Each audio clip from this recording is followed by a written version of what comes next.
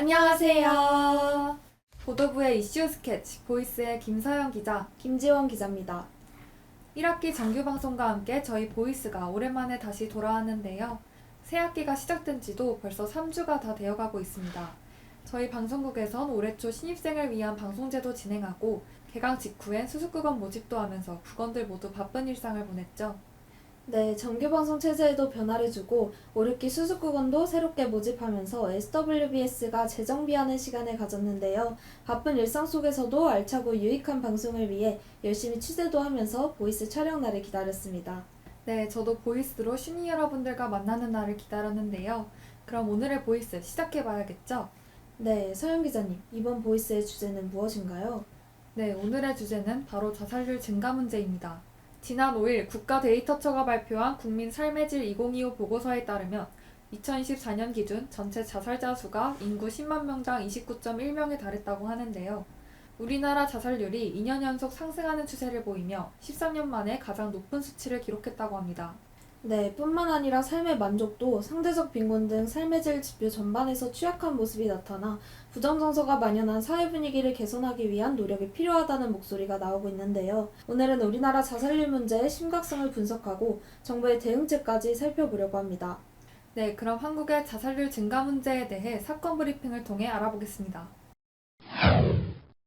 지난달 8일 서울 은평구의 한 주택에서 10대 여학생이 자살을 시도했다가 119 구급대의 응급조치로 목숨을 구했습니다.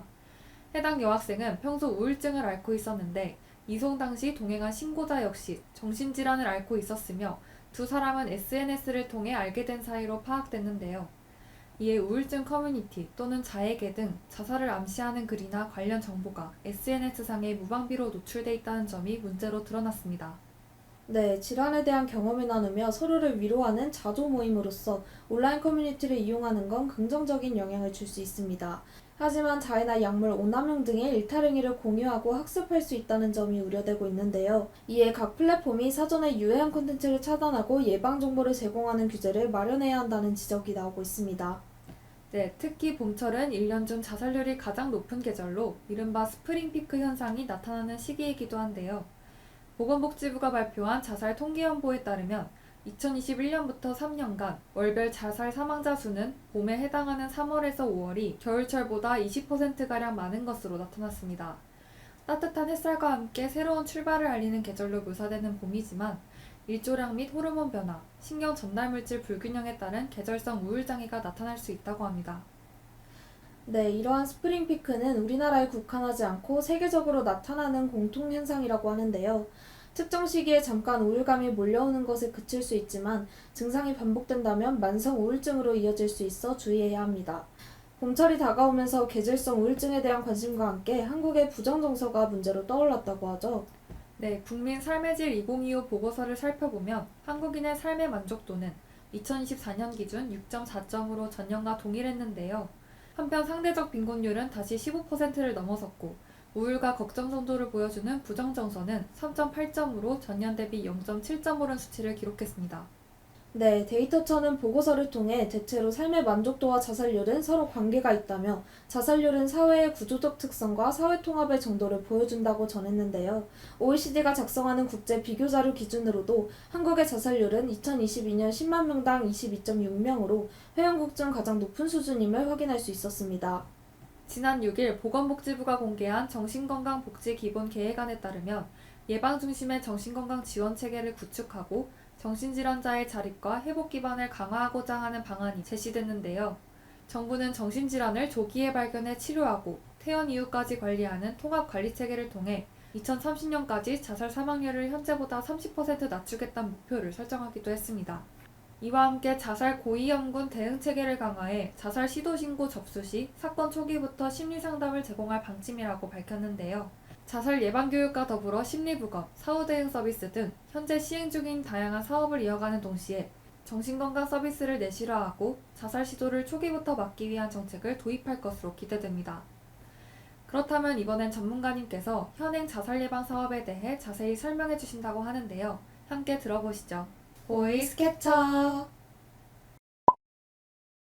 자살 사후 대응은 자살 사건이 발생한 학교나 직장 같은 공동체 안에서 남아있는 사람들의 마음을 돌보는 위기 개입 서비스를 말합니다.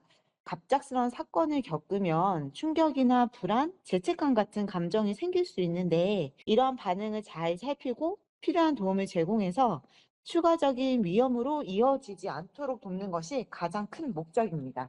사후 대응 서비스는 크게 5가지로 이루어져 있습니다. 먼저 조직이 어떻게 대응해야 하는지 방향을 잡는 사전회의가 있고요. 그리고 구성원들이 겪을 수 있는 심리 반응과 회복 방법을 안내하는 집단 교육이 있습니다.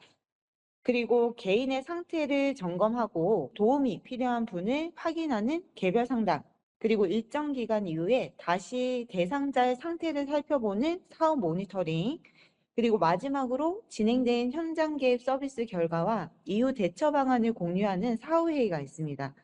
이 밖에도 필요한 경우에는 가까운 구성원들끼리 감정을 나누고 애도를 돕는 집단 상담도 추가로 진행할 수 있습니다. 자살 사건이 발생한 조직에서는 지역의 정신건강복지센터나 자살예방센터로 연락을 하시거나 혹은 저희 한국생명존중희망재단 헬프라인 1899-4567로 문의하시면 상황에 맞는 지원을 안내받으실 수 있습니다. 자살률 증가가 심각한 사회 문제로 지목되며 개인의 전반적인 삶의 질이 정체된 것으로 나타나고 있는데요.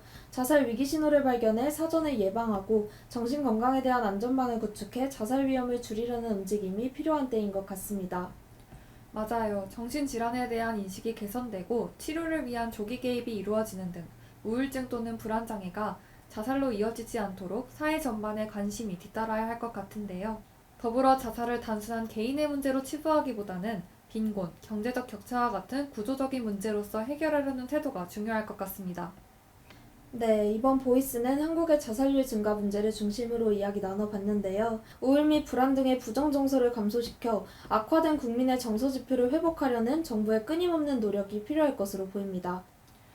맞아요. 이럴 때 떠오르는 사자성어가 바로 발본색원입니다. 뿌리를 뽑아 근원을 막는다라는 뜻으로 좋지 않은 일의 근본적인 원인을 없앤다는 의미인데요.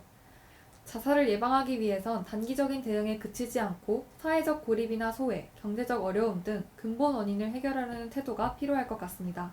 네, 그럼 오늘의 보이스 여기서 마치겠습니다. 다음 편도 기대해주세요.